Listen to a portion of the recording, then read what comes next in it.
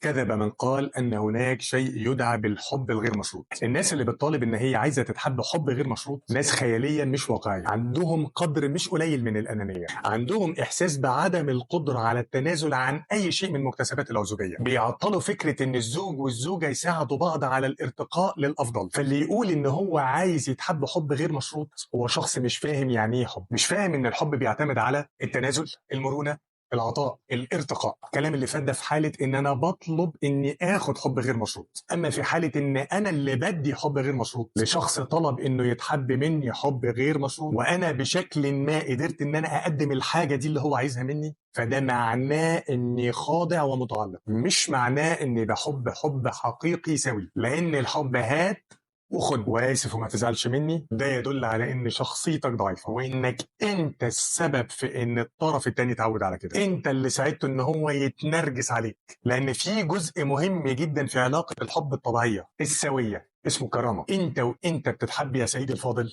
لازم يكون عندك كرامه. مين طز في الحب اللي ما يجيش بالشكل ده؟ الخلاصه، الحب هو خليط من العطاء والاخذ والقبول مع الارتقاء والكرامه مع الاحترام والتفاهم مع التمسك. فهمت حاجه؟ مش مهم، المهم يكون عندك كرامه اكتر من كده. واللي يقول لك ان هو عايز منك حب غير مشروط، ارجوك ولا تضرب ولا تشتم، خليك مؤدب، بس هو اللي يتفرج على الحلقه دي ويسمع الكلمتين دول. ولو قلت لي ان حب الابوين هو نوع من انواع الحب الغير مشروط، هقول لك سيبني ارد عليك في حلقه تانيه باذن الله. سلام.